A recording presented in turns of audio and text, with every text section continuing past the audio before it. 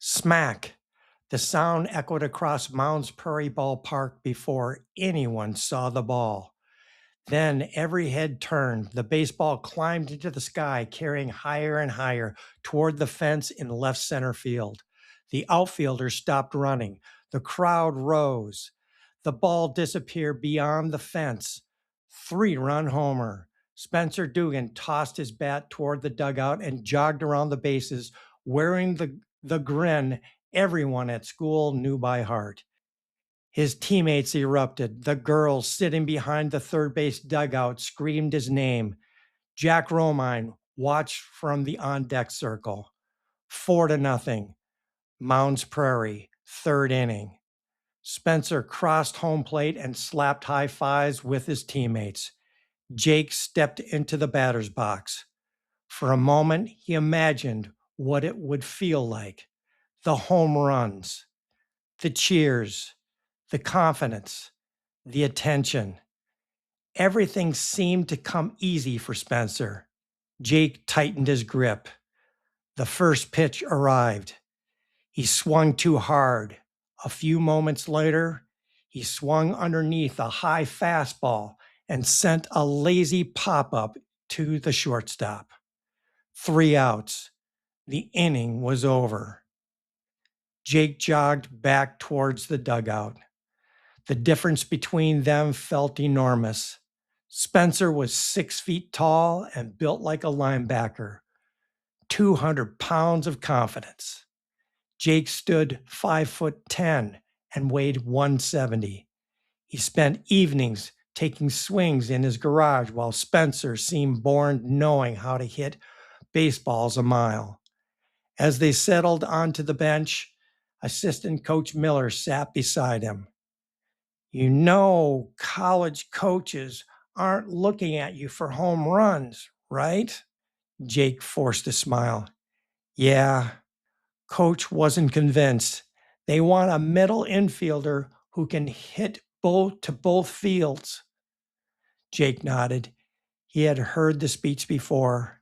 Hit outside pitches to the opposite field. Keep rallies alive. Move runners. Stay inside the baseball. The advice sounded boring compared to launching balls over the fences. Spencer leaned over. Hey, one of these days you'll hit one out. Jake nodded. Maybe. But deep down he wondered if he'd ever hit one. The game rolled forward beneath a perfect 70-degree sky. Parents filled the stands behind the dugouts. Classmates lined the fences. The late afternoon sun slowly drifted toward left field. By the 4th inning, Mounds Prairie threatened again. 2 runners reached first and second base. Their cleanup hitter crushed a towering drive toward center. Everyone thought it was gone. Everyone. The Edendale center fielder sprinted to the fence, leaped high at the end of the warning track, and somehow pulled the ball down from the air. The visiting team charged out of their dugout, raising their fists, cheering loudly. Game on. The message was clear. Nobody was quitting today. An inning later, everything unraveled. Edendale sent hitter after hitter to the plate. A stolen base, a missed cutoff throw, a bloop single, a sharp double. Chaos. Jake felt pressure coming from every direction. The catcher fired his throw off target on a stealing attempt. It arrived awkwardly. The runner slid. Dust rose in the air. Safe! Jake could barely hold on to the ball. Later, a cutoff throw sailed over his head. Another run scored. Then first baseman Spencer shifted to the right in the infield and stabbed at a ground ball that Jake was in better position to field. The collision nearly knocked them both down. Jake felt frustration rising. 6 runs crossed the plate. Now they trailed 6-4. The inning finally ended when Jake jumped on a hard hit grounder with bases loaded and fired a throw to first. Out! He jogged toward the dugout. His chest felt tight. His thoughts felt louder than the crowd. Nothing was going right. Coach Miller met him near the bench. You okay? Jake shrugged. Coach pointed toward the field. Can you control their hits? No. The umpire's calls? No. Your teammates? Jake shook his head. Coach nodded. What can you control? Jake already knew. My routines. Coach smiled. There you go. The game moved on. 6-4, sixth inning. Then the final inning, the seventh. The pressure grew with every pitch. Jake sat silently near the end of the bench. He heard Spencer laughing with teammates. He watched how everyone gathered around him. When you hit homers, everyone wants to be your friend. For a moment, feelings of envy crept into his stomach. Jake took a deep breath. He turned the bat over in his hands, looking down at the label. It was still there. His jealous feelings for Spence faded away. About 25 days earlier, Coach Miller promised to teach Jake how to hit to the opposite field. He said it would take about 30 days of practice at home and batting practice to master it. He remembered the nightly tee work in his garage. Hundreds of swings, felt like thousands, night after night. His wrists were getting stronger. His hands knew where the tilted barrel belonged. Coach Miller repeated the same details in practice, over and over. It felt uncomfortable letting the ball travel deep over the plate, staying balanced, hitting the inside half of the ball, chanting the words, "See it deep." Here's how Coach Miller explained it. Think see when you see the release of the pitch. Think it while tracking the spin of the ball. Think deep as you make contact with the ball at the back of the plate. See it deep. He worried that learning the new swing could mess up his batting average. College scouts won't give him a look if his average is low. Jake closed his eyes to do some triangle breathing. 5 seconds in, 5 seconds hold, 5 seconds out. It calmed the butterflies. His shoulders relaxed. His heartbeat slowed. He pictured his favorite player, Ketel Marte, hands back, head still, balanced, never rushed, never trying to pull everything, just letting baseball happen.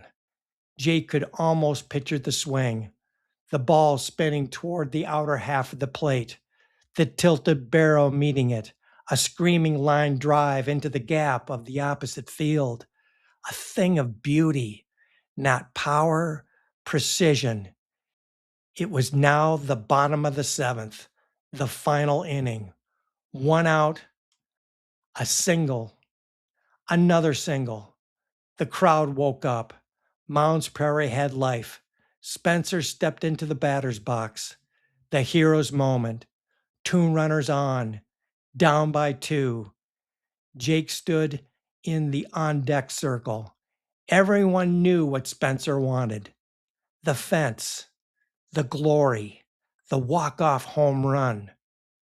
The pitcher knew it too. In came the fastball. It was hit hard, but it sailed just left of the foul pole. Strike 1. Spencer's eyes looked at the fence. In came the cutter, down and away. He swung harder. Strike 2. The crowd groaned. In came a deceptive changeup. Spencer missed and spun like a top. Strike 3. The dugout fell silent. Jake took off his warm-up donut from his bat. He took his final tilted swing in the air. Now it was his turn. He hadn't recorded a hit all day. The Edendale ace stepped to the mound, a hard-throwing right-hander, the kind college coaches loved, a great fastball, and a curveball that fooled left-handed hitters. Jake stepped into the box, looked at the third base coach, took a breath, bat label up, the pitcher's release point. First pitch, fastball, foul straight back, strike one. In came the second pitch, curveball, just trimmed the outside corner, strike two. The crowd muttered a quiet hum. The deuces were wild. Down by two, 2 outs, 2 runners on, 2 strikes. Jake stepped out. He looked at the third base coach. Deep breath. Look at the label. Watch the release point. The pitcher threw a nasty cutter inside and in the dirt. Jake stepped out of the batter's box and adjusted his batting gloves. The count was 1 ball and 2 strikes. The game suddenly felt very small. To his right, he saw Coach Miller standing near first base. Miller glanced toward third. Then he gave head coach Hawkins an unusual sign. Hawkins looked back and sent a slight nod. Nothing more. Jake's eyes shifted from one coach to the other. Then Hawkins wiped his chest and tapped his right arm twice. Take it to left field, the opposite field. Jake stared for a moment. Right now? He thought. Coach Hawkins gave him a small nod, not demanding, not desperate, just certain. It's not quite 30 days yet, he thought. Hundreds of swings, hundreds of baseballs, and his coaches think he's ready. All leading to this moment. He took a deep breath. He checked his bat label and stepped back into the batter's box. The pitcher began his motion. Jake focused on the release point. See. The baseball rolled off his fingertips. It was a curve. The ball rotated and bent toward the outside part of the plate with beautiful spin. Everything slowed. The crowd disappeared. The scoreboard disappeared. The pressure disappeared. Jake stopped trying to be Spencer. He stopped thinking about home runs. Stopped thinking about scouts. Stopped thinking altogether. The ball traveled to the back of the plate, hands back, head still, balanced, deep. His short swing met the ball automatically. The barrel sliced through the hitting zone. Contact, perfect contact. The ball curved from right to left into left center field. Not high, but hard. The kind of line drive that keeps carrying. The left fielder sprinted to the ball. The late afternoon sun flashed into his eyes.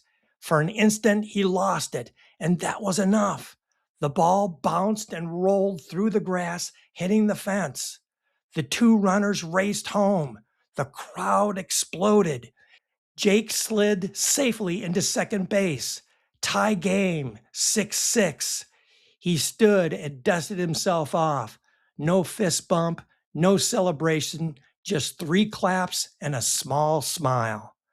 One batter later, Mounds Prairie's leadoff hitter lined a single into right field. Jake rounded third. The throw arrived late. 7-6. Game over. The teammates poured out of the dugout, slapping the batter's helmet. Coach Miller met Jake near first baseline. He shook his hand. Nice swing. Jake smiled. Thanks, Coach. Keep working at it. That's all he said. No grand speech, no celebration. It was time to clean up the field. There was another game tomorrow and another after that. Moments like this reveal how we respond to pressure. Most people assume Jake's biggest challenge was facing a hard throwing pitcher with the game on the line. It wasn't. His biggest challenge began 30 days earlier. Every evening, he walked into his garage and practiced a swing that didn't feel natural, a swing that felt different, a swing that produced mixed results, a swing he wasn't sure would actually work when it mattered most. The uncertainty can be uncomfortable. Close to 30 days of practice had not erased all his doubts. Standing in the batter's box with 2 strikes, he still wasn't completely sure the new technique would work. That is what made the moment so courageous. Confidence didn't arrive first, action did. He trusted the process anyway. He trusted the repetitions. He trusted his coaches. He trusted a skill that was still developing. Moments like this can happen more often than we think, on the field, in the workplace, and in life. Growth often asks us to perform before we feel fully ready. The people who improve are not always the most talented. Sometimes they simply are the ones willing to try the new swing when the game is on the line.